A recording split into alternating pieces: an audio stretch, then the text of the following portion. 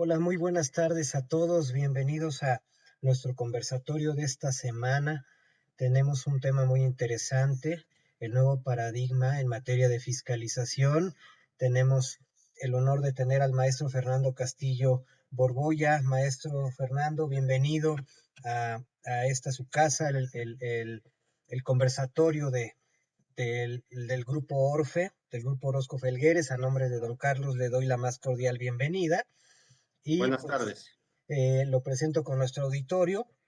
El maestro Gracias. Fernando Castillo Borboya es licenciado en Derecho, cuenta con un diplomado en Derecho Tributario por la Escuela Libre de Derecho, también con un diplomado en Derecho Corporativo por el Instituto de Especialización para Ejecutivos, maestría en Derecho Empresarial por el Colegio Superior de Ciencias Jurídicas, miembro de la Barra Mexicana del Colegio de Abogados, miembro de la Comisión Fiscal de Coparamex Nacional, vicepresidente de la Comisión Fiscal de Coparamex Metropolitano, miembro de la Comisión Fiscal de Concamín, expositor en diversos foros sobre temas fiscales y administrativos y socio director de la firma Castillo Borboya y Asesores SC. Maestro Fernando, es un honor tenerlo con nosotros. Bienvenido Al y contrario, le cedo el micrófono, maestro, para comenzar con el tema. el honor es mío. Muchas gracias. Adelante. Bien, pues vamos a platicar ahora acerca de el nuevo paradigma en materia de fiscalización.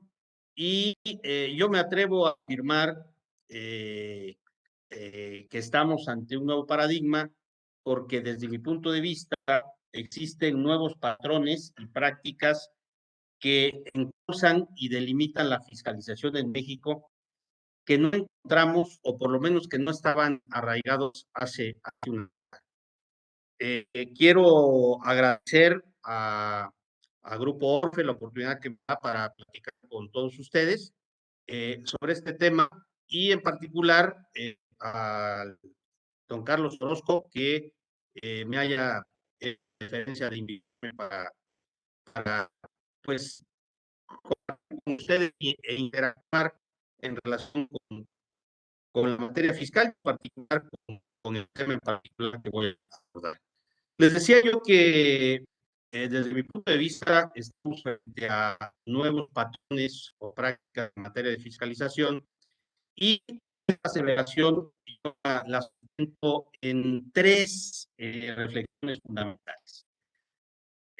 Pero porque desde la reforma fiscal de 2014 se han venido realizando una serie de adecuaciones muy trascendentales en la normatividad fiscal que han dotado a la autoridad, por una parte, de canales y mecanismos que le permiten recopilar información muy valiosa de los contribuyentes, al tiempo que la autoridad ha venido desarrollando plataformas de procesamiento de información que le aportan datos clave para de fiscalización en tiempo real y sobre la generalidad o la universalidad de los contribuyentes. Pero también se le ha dotado a la autoridad fiscal de herramientas muy eficaces en materia de control, de presión, de fiscalización y de recaudación. La segunda reflexión se refiere a que el fisco ha reconfigurado con el respaldo en estas herramientas sus modelos, prácticas y procedimientos de auditoría, tanto formales como informales. Y la tercera, porque considero que se ha desnaturalizado la relación fisco-contribuyente, caracterizándose ahora por una significativa desproporción y desequilibrio, ¿sí?, en la que el contribuyente tiene todas las de perder. Eh, Hablaba yo de que hay una serie de instrumentos concentradores de información cuyo procesamiento le permite al fisco disponer de datos relevantes para efectos fiscales. Pero en específico, ¿a qué instrumento me estoy refiriendo? En primer término, pues la contabilidad electrónica, que se introdujo a partir de esa reforma trascendental de 2014, al CFDI, a las diversas declaraciones, tanto informativas como de pago, a los múltiples avisos que regularmente debemos presentar, la información que se canaliza al SAT a través de las instituciones financieras, de los fedatarios públicos y de otros agentes económicos, ¿sí? Y para este ejercicio 2022, estas fuentes se siguen consolidando, pues ya ven que se incorporó el complemento carta aporte y la versión 4.0 del CFDI, que si bien por diversas circunstancias y razones no están en vigor en este momento, pues ello no quiere decir que se van a introducir en unos meses y que sin duda van a ser herramientas que le van a aportar información muy valiosa para efectos de fiscalización a la autoridad. Eh, Tampoco podemos dejar de considerar otra adecuación que tiene que ver con la obligación de los bancos de informar periódicamente al SAT sobre aquellos depósitos en efectivo que rebasen los 15,000 pesos, ¿no? Y bueno, miren, cuando la jefa del SAT presentó hace unas semanas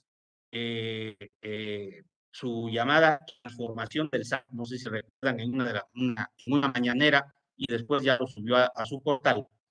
En ese documento se comenta que actualmente se cuenta con 650 aplicaciones clasificadas que le permiten a la autoridad allegarse de información vital para efectos de control de fiscalización. Bien, con base en el procesamiento de la información que se recaba de las fuentes ya aludidas, eh, estamos transitando de las auditorías aleatorias a las auditorías selectivas por cuanto a los destinatarios y auditorías focalizadas por cuanto a la materia de revisión.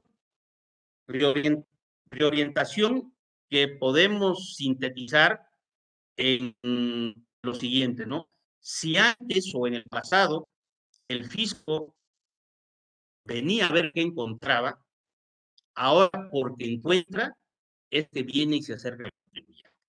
Es decir, hay una reorientación importante en la manera en que se están programando, canalizando este tipo de revisiones y de auditoría. Comentaba yo también que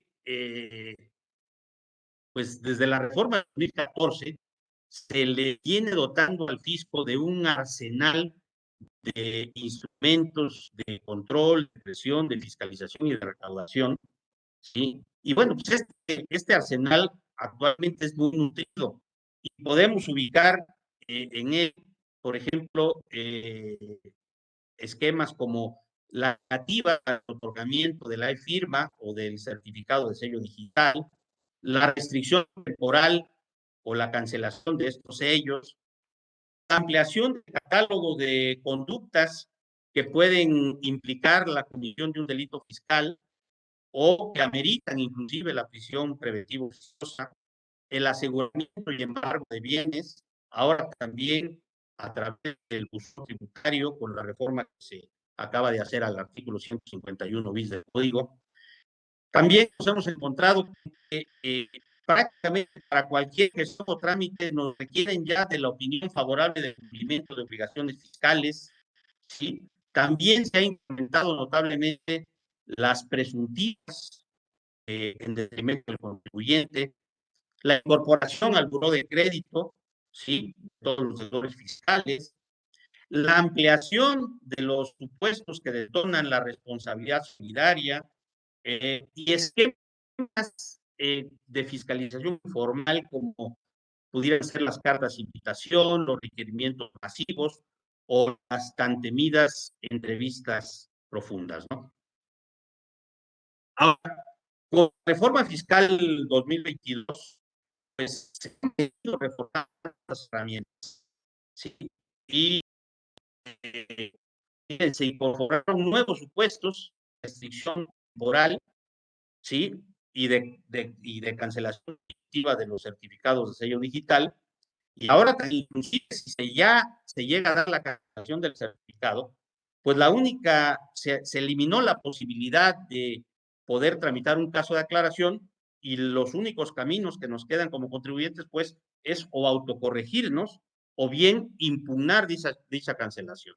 Pero luego estas impugnaciones tienen limitaciones prácticas muy importantes porque hay criterios por parte de los tribunales federales, pues donde nos dicen que contra la cancelación del certificado de sello digital no procede la suspensión y salvo casos excepcionales, pues me voy a llevar la impugnación correspondiente de esa cancelación o de esa solución por la cual se me dio el certificado, pues prácticamente sin poder hacer facturas y en condiciones terribles favorables para más del negocio.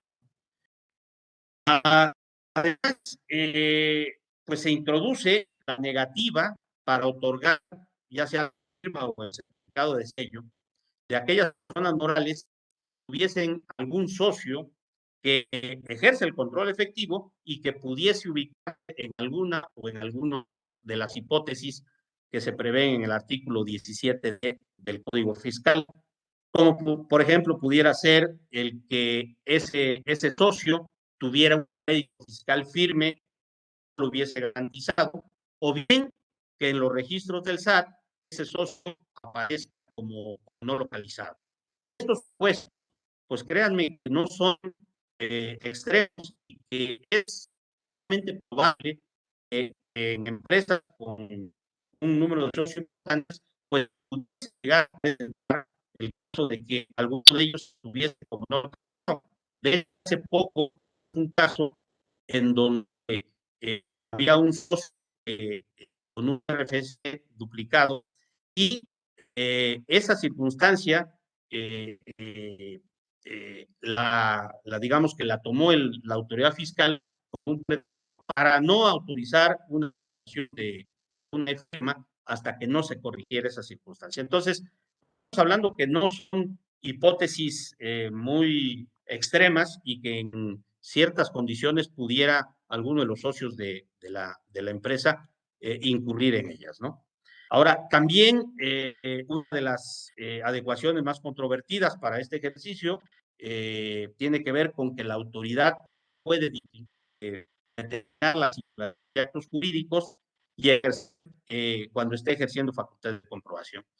Entonces, con estos ejemplos que les estoy poniendo, lo que quiero ilustrar es que se siguen fortaleciendo año con año estas herramientas de presión, de control, de fiscalización, ¿sí? Y que sin duda ponen en una situación privilegiada al fisco en su relación con el contribuyente, porque en la aplicación de las mismas les da pues, prácticamente margen para poder volverlo a atender la problemática fiscal que se vea ya sujeto a un asunto de una cancelación de su certificado o de un embargo de cuentas, o simplemente que no le quieran autorizar una renovación. Y bueno, estas adecuaciones, pues, con años se van a seguir presentando y de hecho, también la jefa del SAT, cuando presentó el documento, aquí se referencia a esos momentos, pues mencionó como una de sus estrategias torales del autor, pues el seguir consolidando estas herramientas de control y de fiscalización. Entonces, podemos esperar que, pues, en las futuras reformas que se vayan introduciendo, habrá nuevos mecanismos que apunten en este sentido, ¿no? Ahora, también mencionaba yo que se han registrado cambios trascendentales en las prácticas de revisión y auditoría por parte del fisco. Pero ¿a qué cambios estoy haciendo referencia? Miren. Perdón, maestro Fernando. Dígame, Humberto, a sus órdenes. Se está escuchando entrecortado y la imagen está borrosa. A ver. ¿Ahí me escuchan mejor?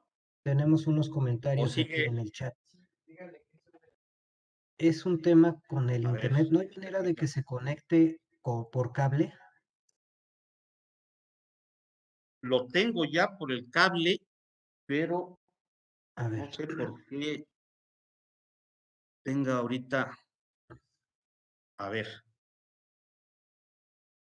déjenme, lo checo aquí, perdón, y veo nada más, tengamos el ok, problema, ¿sí?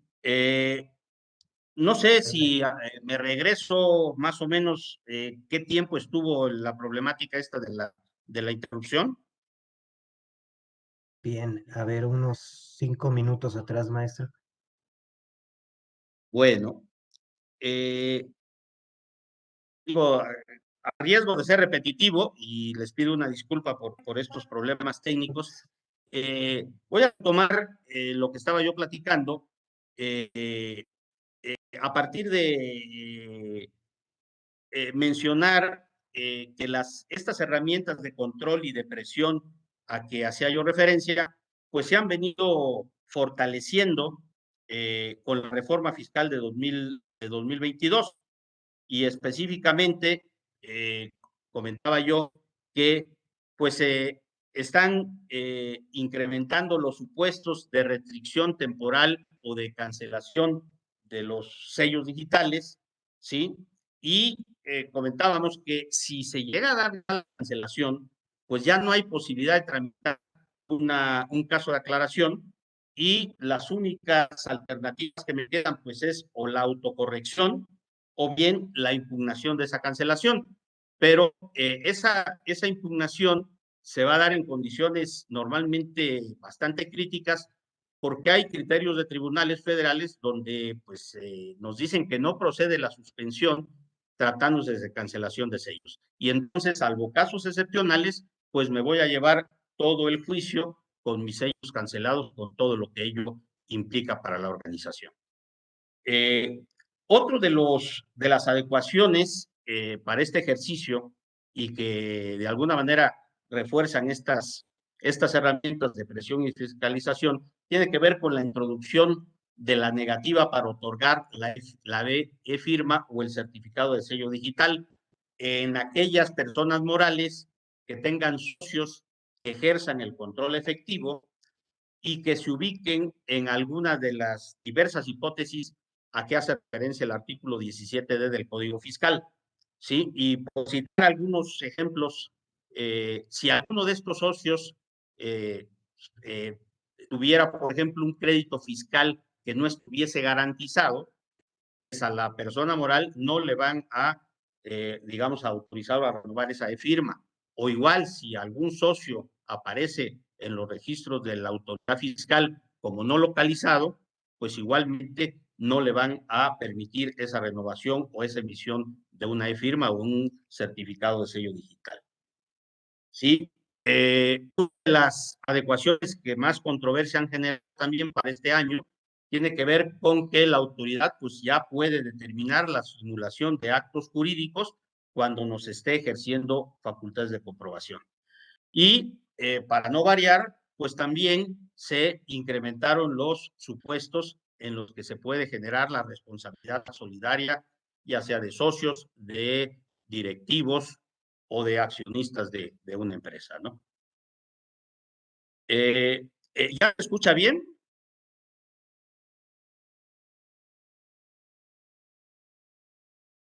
Sí, se Discúlpenme, escucha mejor. ¿sí se escucha mejor? Bien. Voy a continuar y Humberto, te agradecería si en algún momento vuelve a haber alguna problemática, nada más que me interrumpas para tomarlo en cuenta, ¿no? De acuerdo, gracias, maestro. Bien, mencioné al arranque de esta plática que también ha habido cambios trascendentales en las prácticas de revisión y auditoría por parte del fisco. ¿Cuáles son, cuáles son esos cambios?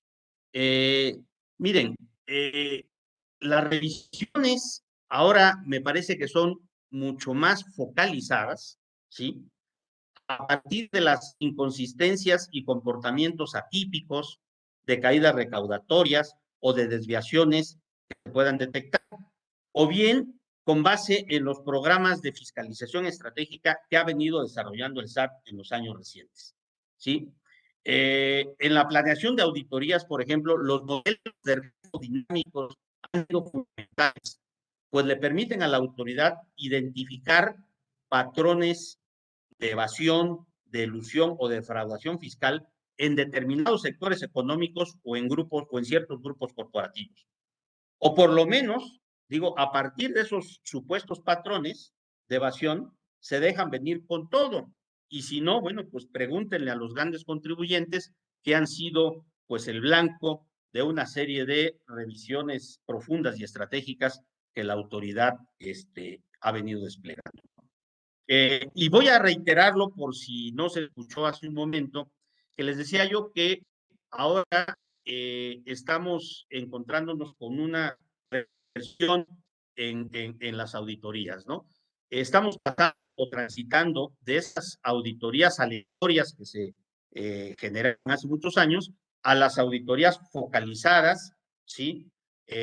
Focalizadas respecto de ciertos contribuyentes y de ciertas materias, digamos, o de ciertos incumplimientos de obligaciones.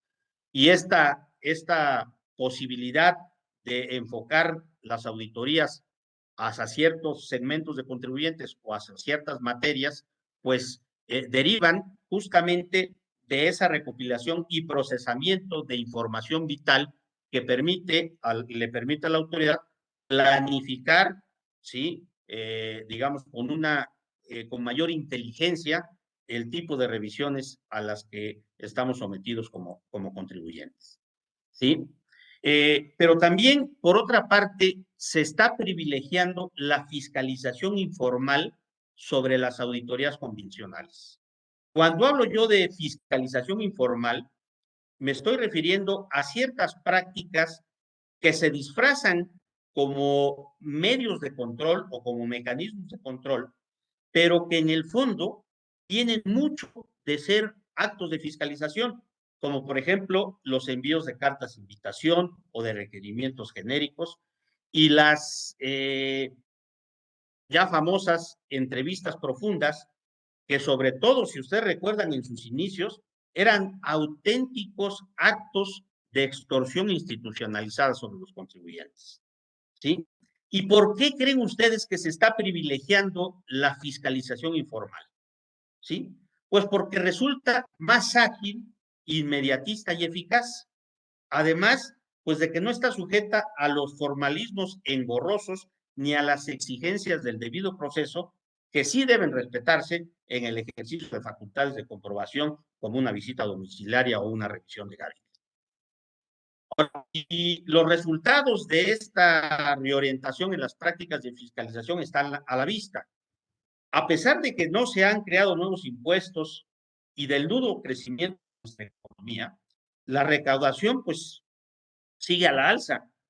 Y algo digno de destacar, aun y cuando la recaudación inercial no ha decrecido, y me refiero a la recaudación inercial, aquella, digamos, que el pago voluntario y periódico de las contribuciones, la recaudación forzada es aquella que se genera a través del requerimiento coactivo de los créditos, pues sí ha tenido un crecimiento exponencial. Ahora, ¿hacia dónde apunta la fiscalización en este 2022? Pues creo que como ya hemos platicado, nos ponemos una idea, ¿sí? Pero quiero referirme específicamente a 3 programas que ha venido desplegando el SAT de manera muy efectiva. Y estoy hablando del programa de cumplimiento de obligaciones, el programa de vigilancia profunda y el programa de cobranza coactiva. Miren, el programa de vigilancia de cumplimiento de obligaciones lo que persigue es que los contribuyentes cumplan con la presentación de sus declaraciones y con el pago que en ellas se consigna de manera oportuna y que además la autoridad fiscal pueda identificar omisiones y a partir de ellas acercarse al contribuyente para requerirle a través de estos mecanismos informales, puede ser un requerimiento, una carta de invitación, para que se regularice. Y miren ustedes, simplemente de este programa de vigilancia de cumplimiento de obligaciones, el SAT pudo recaudar en el periodo enero-mayo de este 2022 un importe equivalente a 36,000 millones de pesos. Por otro lado, el programa de vigilancia profunda, que se enfoca a identificar contribuyentes que presentan variaciones atípicas en sus declaraciones o determinadas inconsistencias, les dio al SAT ingresos por 29,000 millones de pesos en este periodo enero-mayo de este año. Y finalmente, el programa de cobranza coactiva le permitió al SAT embolsarse la nada despreciable suma de 13,000 millones de pesos. ¿Sí? Para que nos podamos dar una idea de la efectividad de estos programas, en este periodo, enero-mayo de 2022, los ingresos acumulados de los 3 programas que aquí hice referencia llegaron a la cantidad de 78,000 millones de pesos. Pero lo importante, lo resaltable es que esto representa un 65% por encima de lo que se arrojó en el mismo periodo de 2021. ¿Sí? Es decir, solamente a través de estos programas, ¿sí? Creció la recaudación en un 65% comparado con el mismo programa. Ahora, estos 78,000 millones de pesos equivalen, para que tengamos una clara referencia de lo que importa esta cantidad, equivale a todo el presupuesto asignado en este ejercicio al Poder Judicial Federal, es decir, a los tribunales federales, a la Corte y al Consejo de la Judicatura Federal. ¿Sí? Nada más con lo que se logró recaudar en el primer cuatrimestre del año, ¿no? Enero, febrero, marzo, abril y hasta mayo, en 5 meses. ¿Sí? Entonces, yo creo que no tenemos que ser muy perspicaces para adivinar hacia dónde se seguirá orientando la fiscalización en lo que resta de este ejercicio y para prever que se intensifique la aplicación de pues los instrumentos de control y de presión que tan buenos resultados le han arrojado a la autoridad.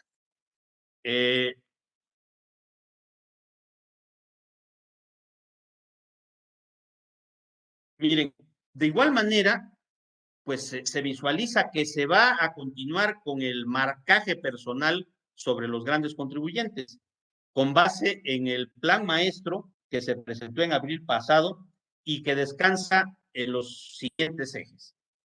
El primero es la continuidad del programa de fiscalización a este segmento de contribuyentes, a los grandes contribuyentes, ¿sí? Puesto que tuvo como resultado una recaudación de 209,000 millones de pesos, ¿sí? En 2021, habiéndose fiscalizado a 1,240 grandes contribuyentes, ¿sí? Ahora, les decía yo que este plan maestro básicamente descansa en los siguientes ejes. Por una parte, sí, se busca programar nuevos actos de fiscalización sobre ciertos sectores de ciertas actividades económicas que despliegan estos grandes contribuyentes. Se ha hablado del sector financiero, del sector asegurador y otros más que van a ser blanco de estos programas de fiscalización estratégica. También se van a fortalecer los actos de revisión, ¿sí? Que se encuentran ya en proceso. Y finalmente, y esto es una parte importante que hay que considerar, se pretende detectar devoluciones indebidas y fíjense ustedes, iniciar los procesos legales respectivos para recuperar aquellas cantidades que hubiesen sido devueltas de manera indebida. Sí, es decir, por ahí se va a enfocar también la fiscalización en lo que resta de este ejercicio. ¿Sí? Y bueno, con esto creo yo que podemos tener un panorama del por qué me atrevo a sostener que estamos en materia de fiscalización ante un nuevo paradigma. Y esto es porque pues realmente sí hay una modificación importante en ciertos parámetros, ¿sí? Y que debemos tomar en cuenta. Ahora, el punto que para mí merece destacarse es que ante este nuevo modelo de fiscalización, ¿sí? Es fundamental que tomemos conciencia de la importancia de adoptar medidas preventivas para efectos de no incurrir en ciertos supuestos que la autoridad pueda considerar como incumplimiento de obligaciones. Es decir, en pocas palabras, el compliance fiscal pues se está volviendo ya, digamos que una necesidad impostergable para que implementarlo en nuestras organizaciones ante la pues manifiesta desproporción y desequilibrio que se presenta en la relación fisco-contribuyente y a la pues muy eficaz utilización de los mecanismos de presión y de fiscalización que la autoridad fiscal hace recurrentemente. Tampoco podemos soslayar el hecho de que estas herramientas sin duda se van a intensificar en su uso en los meses subsiguientes. Y esto debido pues a que el SAT se ha convertido pues en la fuente de suministro de recursos, digamos que más confiable y estable para el gobierno federal en épocas económicas complicadas. Y ya lo hemos visto con las cifras que pues regularmente se vienen dando sobre cómo la recaudación sigue incrementándose, a pesar, repito, de que no hay nuevos impuestos y de que pues la economía no está creciendo, y sin embargo el esfuerzo recaudatorio está dando frutos. Sin embargo, pues este esfuerzo está descansando, ¿sí? En detrimento, digamos, en muchas ocasiones, de derechos básicos de los contribuyentes. Entonces, yo cerraría esta breve exposición pues diciendo que concienticémonos que estamos frente a un nuevo modelo de fiscalización y que en este nuevo modelo, lamentablemente, los contribuyentes somos los que llevamos la peor parte y por tanto debemos de adoptar medidas de prevención para con ello evitar contingencias fiscales delicadas que puedan poner en riesgo la buena marcha de nuestras empresas. Y pues doy pauta para las observaciones, las precisiones, los comentarios o las inquietudes que quisieran formular quienes nos acompañan en esta sesión.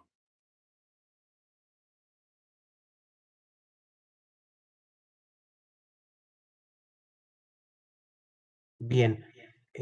Hugo, ¿podríamos abrir los micrófonos por si alguien quisiera preguntar algo? Listo. Adelante. ¿Quién quisiera preguntar algo? Yo quisiera preguntar si también este programa de fiscalización va a ser para personas físicas. Bueno, les comentaba yo que hay 3 programas estratégicos, ¿sí? Esos programas estratégicos, digamos, son genéricos tanto para personas físicas como para personas morales, ¿sí? Y hay un programa maestro, un plan maestro, ese sí está orientado específicamente a grandes contribuyentes como tal, ¿no? Pero aquí una de las partes que debemos de tomar en cuenta es que les decía yo que, digamos que ahora sí que eh, la, el acopio de información que obtiene el SAT es de todos nosotros, seamos personas físicas, aunque tributemos en cualquiera de los regímenes, personas morales, grandes o pequeños contribuyentes, o ahora en el régimen de incorporación fiscal, la autoridad, como quiera que sea, recibe y procesa la información de todos nosotros, es decir, ya tiene información de la universalidad de los contribuyentes y con base en ella planifica sus actos de fiscalización. Y estos 3 programas estratégicos, digamos, no están orientados a un segmento específico de contribuyentes o a un régimen de tributación especial, sino donde se detecte alguna desviación, alguna conducta típica, pues por ahí va a haber seguramente algún requerimiento y pues habrá la posibilidad de que seamos sujetos de una revisión, ya sea formal o de algún mecanismo de control a través del cual nos requieran para verificar nuestro cumplimiento de obligaciones. Bien, aquí tengo una pregunta en el chat. Si tengo invitaciones del SAT, ¿qué plazo tengo para contestar? Ya que me detectaron Dave en 2018. Diferencias quiso poner. Sí, bueno, es importante mencionar que una carta de invitación no es un requerimiento formal, ¿sí? Es simplemente una invitación para que aclare yo algún presunto incumplimiento o alguna supuesta irregularidad. Normalmente en la carta de invitación me van a establecer un plazo dentro del cual yo deba de proporcionar esta obligación, esta información que me requieren. Ahora, si yo no la proporciono dentro de ese plazo, no va a tener aparejada ninguna sanción, porque repito, es como un llamado a misa, esa carta de invitación. Sin embargo, sí va a detonar seguramente que ya ejerzan facultades de comprobación de manera ya directa, ¿no? Entonces, si bien la carta de invitación no es un requerimiento formal, sí es importante que la tengamos desde ese momento para efectos de evitar que seamos sujetos ya de una fiscalización formal, que pudiera ser una visita domiciliaria, una revisión de gabinete. Ahora, no hay un plazo específico, repito, porque no es un requerimiento formal, pero normalmente por ahí nos dan ciertos días, varía, depende de la información que nos están requiriendo, ¿sí? En muchas ocasiones son de 20 días, pero esto no es estable ni hay una pauta que diga cuántos días tengo yo para atender una carta de invitación.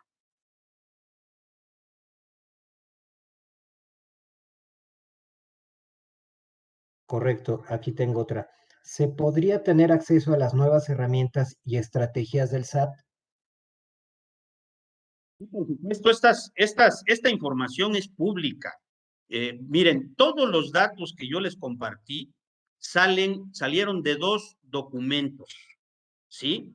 Uno se llama La transformación del SAT, que tiene un título pomposo, pero fue el documento que presentó la titular del SAT hace unas semanas en la mañanera con el presidente López Obrador y que la podemos bajar en el portal del SAT sin ningún problema. Y otra buena parte de la información que aquí les compartí sale de los informes tributarios y de gestión que periódicamente también publica el SAT en su portal. De esos documentos es de donde podemos nosotros extraer las estrategias de fiscalización, las cifras recaudatorias que les compartí, y también, digamos que los resultados que ha tenido el SAT en los años recientes al aplicar estas herramientas. Miren, lamentablemente en el informe tributario y de gestión, antes sí se daban a conocer, por ejemplo, cuánto se había recaudado derivado de cartas de invitación o de entrevistas profundas. Ahora ya no nos proporcionan esta información, ya es genérica, la agrupan por las tres estrategias que les hablé, los tres programas estratégicos, perdón, pero sí lo podemos perfectamente consultar en estos dos documentos que están en el portal del Servicio de Administración Tributaria.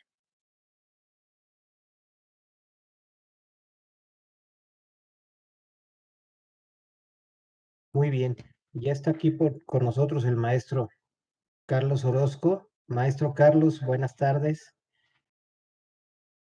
Buenas tardes, aquí aprendiendo de Fer. Muchísimas gracias, Fer, por estar aquí en nuestro espacio que ahora es tuyo y que nos da muchísimo gusto tenerte, escucharte, aprenderte. Al contrario, Carlos, mi agradecimiento para ti, para toda la comunidad Orfe, por darme la oportunidad de interactuar aquí con ustedes unos minutos, y pues teniendo también la posibilidad de retroalimentarme con los comentarios de todos ustedes y de quienes están aquí en el chat, ¿no? Claro que sí. Oye, Fer, platícanos un poquito eh, como qué viene para 2023. Háblame un poquito. Bueno, yo creo que se va se está tratando de concluir o de terminar o de afinar el CFDI versión 4.0? ¿Cómo ves tú para efectos de gestiones o de fiscalización estos nuevos requisitos, Fer?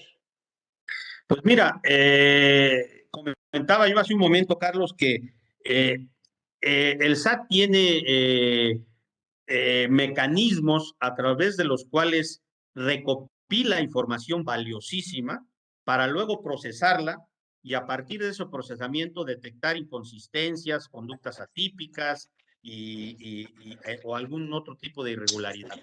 Y dentro de esas herramientas, sin duda, el CFDI es la más efectiva, la que mayor información le aporta y una vez cruzada con las balanzas que estamos aportándole a través del envío de la contabilidad electrónica, pues detecta mucho más inmediato cualquier tipo de insuficiencia. Y justamente a eso responde el que el SAT haya mejorado o pretenda mejorar pues su versión del CFDI a la 4.0, donde ya hay mayor información, sobre todo en materia de IVA, ¿sí? Que le va a permitir, pues, en materia de IVA, detectar de inmediato y en tiempo real esas inconsistencias que pudiera haber entre IVAs trasladados, IVAs enterados o IVAs retenidos, ¿no? Entonces, pues, si bien ahorita estamos gozando de un plazo de gracia en su aplicación, no abriguemos esperanza de que esto se vaya a eliminar, no, el SAT sin duda va a insistir en la entrada en vigor de la versión y yo creo que en enero se estará ya trabajando en todos los casos con la versión 4.0, ¿no? Y junto con esta versión tenemos el asunto del complemento cataporte, que tampoco ha entrado en vigor, pero que va a entrar en vigor y que sin duda también es una herramienta que le da información valiosa al SAT. Y decía yo que además de esto, pues el SAT tiene 1001 canales de recopilación, todas las declaraciones informativas de pagos, lo que le aportan fedatarios, instituciones financieras y otros agentes económicos. Entonces, sí podemos esperar que pues haya una reforma, una adecuación para el año que entra, donde se sigan fortaleciendo e incrementando estos mecanismos de recopilación y procesamiento de información. No habías llegado, Carlos, pero les comentaba yo de un dato que a mí me llamó mucho la atención, que lo saqué justamente de ese reporte del SAT al que hice referencia. Mira, mencionan que manejan 750 aplicativos. Yo no me imaginaba que la cifra llegara a ese tomo. Ahora, en estos aplicativos estamos hablando de CFDIs y de una serie de cuestiones, pero ellos lo manejan como aplicativos y hablan de 750, ¿sí? Calificados al día de hoy, a través de los cuales el SAT puede estar procesando información respecto de nuestro comportamiento fiscal. ¿Qué tendría que, en materia de cuidar siempre el aspecto de la discrepancia fiscal de los socios, de las personas físicas, de los accionistas? Yo sé que hay programas que van detectando, ¿no?, estas discrepancias. Platícanos un poco de esto, Fer, de tu experiencia que has vivido en revisiones en personas físicas sobre sus ingresos. Sí, bueno, la discrepancia fiscal ha estado en la normatividad desde hace muchos años, pero no habíamos visto, digamos, programas de fiscalización ya perfectamente focalizados a aspectos de discrepancia. Y ya desde el año pasado nos hemos tocado con muchos casos en donde pues, la autoridad tiene prácticamente todos los pelos de la burla en la mano, porque pues conoce perfectamente el monto de nuestros egresos, ¿sí? Y simplemente los contrasta con los ingresos declarados y si se maneja la discrepancia, pues inmediato están sobre nosotros, ¿no? Y sabemos además que la discrepancia pues no solamente es una falta administrativa, sino que puede constituir la comisión de un delito. Y entonces pues la autoridad se percata de esto y está desarrollando también ya programas para fiscalizar, digamos, segmentos donde se da este tipo de discrepancias. No sé, ustedes hace ya algunos años que estuvieron requiriendo información de clubes sociales y deportivos, de cómo pagaban las cuotas los socios y sus consumos, y precisamente esto era para planificar actos concretos de fiscalización. Entonces sí, la discrepancia fiscal debemos de cuidarla y es un flanco muy vulnerable, Carlos, creo que todos lo sabemos, porque ahí le pega directamente al socio, al accionista, al directivo, y la cuestión no se queda necesariamente en una mera sanción pecuniaria, sino también puede trascender al ámbito penal, pues con todo lo que ello implica, ¿no? Sí,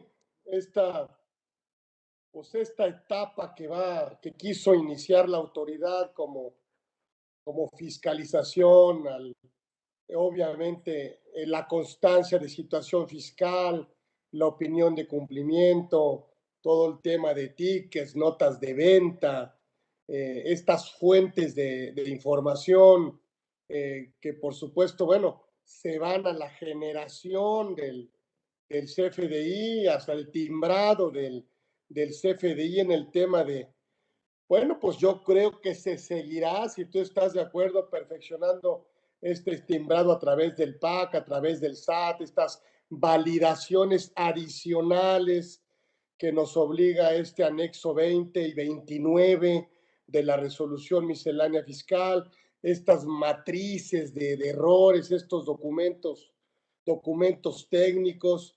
No sé tú qué opines. Estas obviamente el tema bueno, pues también de las bases de datos, de los tipos de comprobante, los complementos, que son 27 complementos, y bueno, también ya la cancelación, las reglas de cancelación o la posibilidad de nulificar o las reglas de nulificación de la transacción original, donde ya va a generar una sanción si lo hacemos después de la declaración anual, así lo entiendo, y cuál Así es de es. alguna manera saber los motivos, ¿no?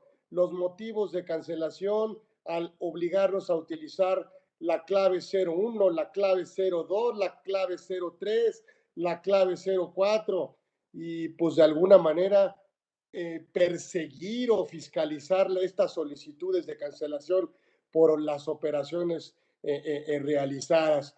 Y este prellenado de los pagos de alguna manera descargados provisionales o prellenado de la declaración anual también es un elemento pues de fiscalización que va obviamente creciendo, y este control efectivo, ¿no? Del IVA mensual, de ir controlando de alguna manera el acreditamiento y todo el control de las operaciones de exportación, así como mantener actualizado el RFC, las actividades, los regímenes. No sé, Fer, platícanos en tu experiencia esto que te estoy comentando, que me parece que son, bueno, pues son etapas que la autoridad va tratando de perfeccionar, de cerrar, de enriquecer. ¿Mm? Sí, así es, Carlos. Mira, realmente la autoridad fiscal dispone ahora de un arsenal formidable de herramientas y de mecanismos que le permite allegarse de información valiosísima y en tiempo real para detectar cualquier tipo de inconsistencia y para planear a partir de ahí actos de fiscalización. Y esto pues se va a seguir dando sin duda, ¿sí? En detrimento obviamente de nosotros, porque la carga administrativa pues cada vez crece más y lo hemos visto, simple y sencillamente, tú lo mencionabas, ahora cancelar, o bueno, ahora que entren las disposiciones, cancelar un CFDI, pues realmente ya es una actividad compleja, engorrosa, lo va a hacer así. Los anexos, lo que tú hablabas, ¿no? De las declaraciones prellenadas, que por un lado, pues es el reflejo de lo que yo decía, pues si el fisco conoce mis ingresos, mis gastos, mis deducciones, o sea, lo sabe y me lo pone ahí, como diciendo, mira, para que ya no hagas la tarea, pero también para advertirte de alguna manera en que conozco perfectamente toda tu gestión económica y financiera, ¿no? Y además, pues luego modificar alguno de estos datos cuando es incorrecto, pues también es un cuesta arriba. Y por eso muchos testigos de diversos problemas que se han presentado con los formatos para presentar declaraciones, avisos y otra serie de cuestiones, ¿no? Y ya no entro en otros detalles que igualmente son terriblemente complejos, como identificar a los beneficiarios controladores, la información de la estructura corporativa del 27, en fin, estamos ante esto y tú bien lo adviertes, seguramente el SAT hará las adecuaciones tanto en el ámbito meramente de reglamentario y de reglas, pero también con las adecuaciones legales que se requieran en las disposiciones para el año que entra, ¿no? Entonces sí estamos, por eso decía yo que estamos ante un nuevo paradigma en materia de fiscalización, porque la autoridad dispone de infinidad de herramientas, tanto de recopilación y procedimiento de información, como de control y de presión hacia nosotros como contribuyentes, ¿no? Perfecto. Híjole, que agasajo, Fer, gracias por haber aceptado muy generosamente estar aquí con nosotros en esta edición 103, ya 103 Mira. Con mi gran amigo Fernando, y que bueno, pues le preparamos ahí un reconocimiento, a ver si ahí lo tenemos, Hugo, para que vea que sí hay materialidad en lo que hacemos. Ahí para que... Tú sí estás al día en esto del compliance fiscal, Carlitos, sin duda. Entonces, pues nosotros te agradecemos, pues obviamente muchísimo, por supuesto, Fernando, bueno, pues abogadazo, obviamente, y bueno, pues socio director de su propia firma, Castillo Borbolla y Asesores, y que bueno, pues un experto, la verdad, fiscalista, dominante del tema y bueno, pues ahora sí que un líder de opinión que hoy estuvo con nosotros. Así que bueno, pues no me resta más que darte las gracias, Fer, y que nos permita seguir invitándote aquí a tu casa, aquí en Conversando con Orfe, pero sobre todo que estés con nosotros aquí en la comunidad Orfe. Gracias, Fer. Al contrario, Carlos, mi agradecimiento es para ti, para todo tu equipo de colaboradores, para toda la comunidad Orfe que me permitió estar con ustedes, y te agradezco tus generosas palabras inmerecidas, sin duda, pero pues te las agradezco, te las valoro, y como siempre te mando un abrazo y sabes que te aprecio y estamos aquí a la orden, ¿eh? Gracias. Fernando Castillo Borbolla, aquí la verdad, un abogadazo estuvo con nosotros. Muchísimas gracias a todos. Y bueno, pues seguiremos próximo miércoles, otra edición más, si Dios nos lo permite, para estar con ustedes aquí en Conversando con Orfe, aquí que estuvimos con nosotros. Gracias. Aquí estuvo el maestro, obviamente, Fernando Castillo Borbolla. Gracias. Nos agradecemos mucho. Próximo miércoles. Gracias. Hasta luego. Chao.